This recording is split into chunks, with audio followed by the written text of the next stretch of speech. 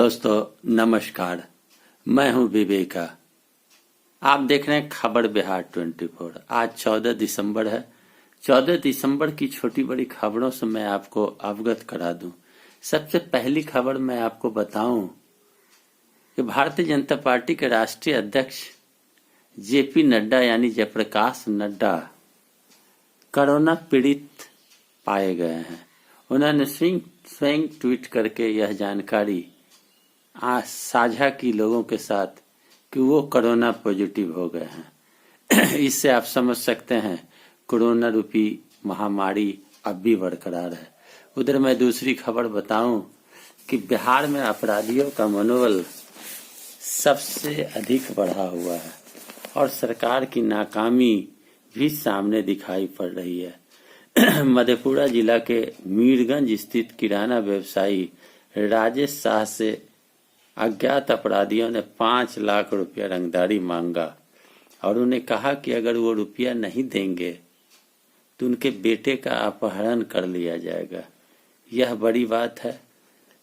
व्यापारी राजेश शाह जब अपने घर पर गए तो घर पर उन्हें एक पत्र मिला, जिस पत्र में स्पष्ट रूप से लिखा हुआ था कि रंगदारी के रूप में 5 लाख रुपया चाहिए, वरना उनके बेटे का अपहरण कर लिया जाएगा और उन्हें काफी परेशानियों का सामना करना पड़ेगा। इस पत्र के बाद आरक्षी अधीक्षक मधेपुरा को सूचित किया गया और 2 दफादार या चौकीदार उनके घर पर लगा दी गई है सुरक्षा के दृष्टिकोण से।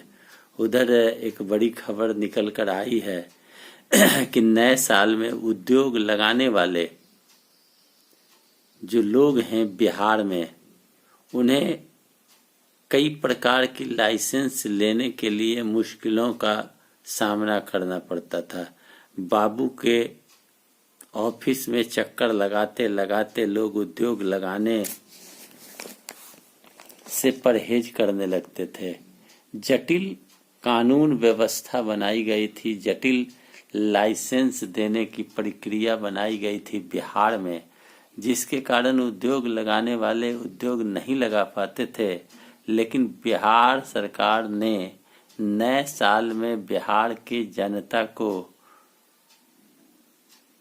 तोहफा देने जा रही है कि जो जरूरी लाइसेंस है वही लेना है, वरना अन्य 75 किस्म के लाइसेंस नहीं लेना है। जो पुरानी परंपरा है उसे खत्म करने के लिए सरकार प्रयास कर रही है। 25,359 कुल औद्योगिक इकाई हैं बिहार में। उद्योग लगाने की जरूरी अनुमति ही लेनी होगी।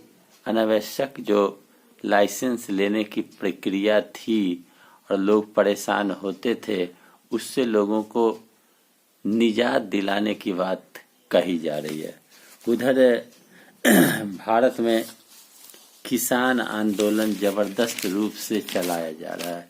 इस किसान आंदोलन में अब किसान दिल्ली को घेरने में लगे हुए हैं। उधर बिहार में माले ने किसान आंदोलन को बदनाम व विभाजित करने की सरकारी प्रयास की निंदा की है। पार्टी के AIKSCC के 29 दिसंबर को राजभवन मार्च भी समर्थन करने का फैसला किया है। इसके अलावा 15 से 28 दिसंबर तक किसान बचाओ देश बचाओ अभियान के तहत किसान संघर्ष यात्रा निकाले जाने की बात माले के नेताओं द्वारा कही गई है। पश्चिम बंगाल में जो विधानसभा की चुनाव होगी उसमें जीतन राम मांझी की पार्टी हम भी चुनाव में भाग लेगी, ऐसी बैठक में निर्णय ली गई है। अब जिला पुलिस के जवानों को भी कमांडो की ट्रेनिंग दी जाएगी। बिहार के गृह मंत्रालय के सहयोग से 3 CIAT स्कूल चलते थे। ये डुमरांव, डेहरी ऑन सोन और बोधगया में था। बाद में सभी को बंद कर दिया गया। राज्य सरकार ने अपने खर्च से डेयरी बोधगया स्थित बीएमपी परिसर में CIAT प्रशिक्षण केंद्र शुरू किया। यहाँ जवानों को जंगल वारफेयर और कमांडो ट्रेनिंग दी जाती है। उन्हीं को प्रशिक्षण दिया जाता है जो बुनियादी प्रशिक्षण पूरा कर चुके होंगे। यानी अब बिहार पुलिस के जो जवान हैं उन्हें अब बिहार सरकार ने निर्णय लिया है कि कमांडो की भी ट्रेनिंग दी जाएगी। उधर एक बड़ी खबर फिर निकल कर आई है कि जो लोग बिजली बिल जमा नहीं करेंगे उनके घर की लाइन या उद्योग धंधे की लाइन या दुकान की लाइन काट दी जाएगी। बिजली विभाग के द्वारा जो सूचना निकली है, बिजली बिल जमा नहीं करने पर अब कनेक्शन काटा जाएगा। कोरोना वायरस और चुनाव के कारण यह प्रक्रिया बंद थी। अब कंपनी ने चुनाव के बाद वसूली पर ध्यान देते हुए यह निर्णय लिया है।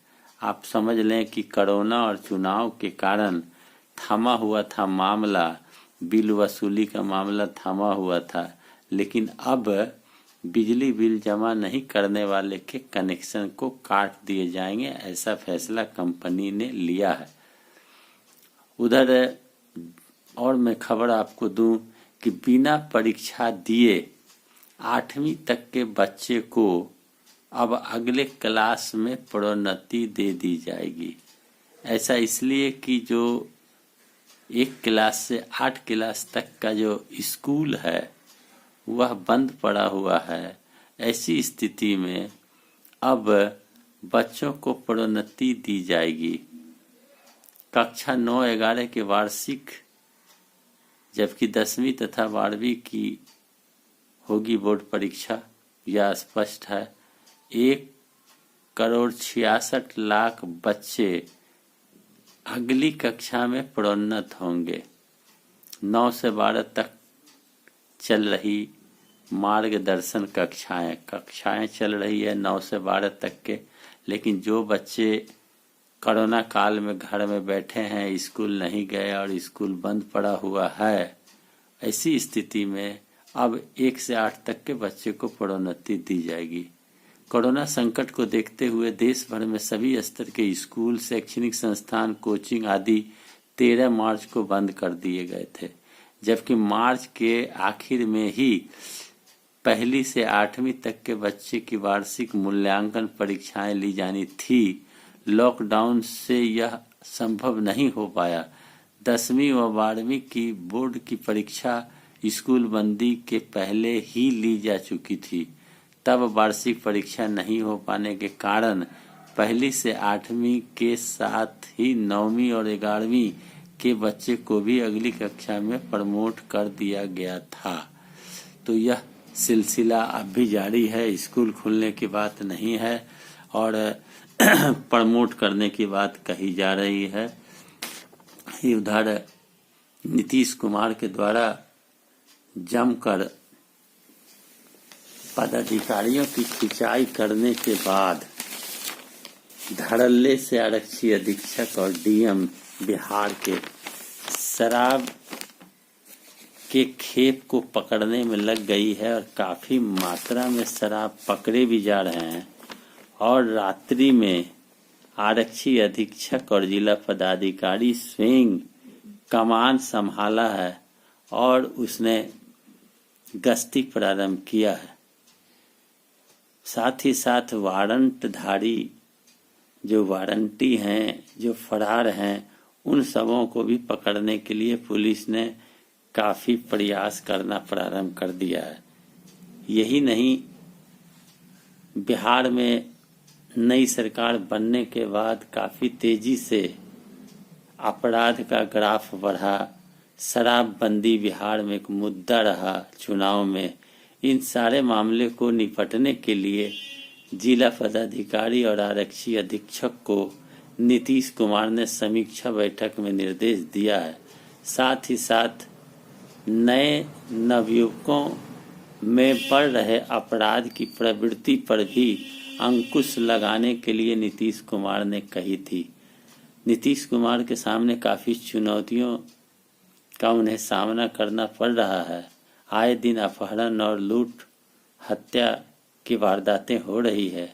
साथ ही साथ शराब के खेप लाए जा रहे हैं। इसलिए एनएच सहित चौक चौराहे पर भी जांच अब ट्रकों की जा रही है और बाइक और अन्य गाड़ियों की जांच की जा रही है। पुलिस मुस्तैद है यही कि पुलिस बेवजह जनता को परेशान न करे। जो टास्क मिला है उसी को पूरा करे तो ज़्यादा बेहतर होगा। मेरा वीडियो कैसा लगा? अच्छा लगे लाइक करें, शेयर करें, कमेंट करें, सब्सक्राइब करें मेरे चैनल को। धन्यवाद।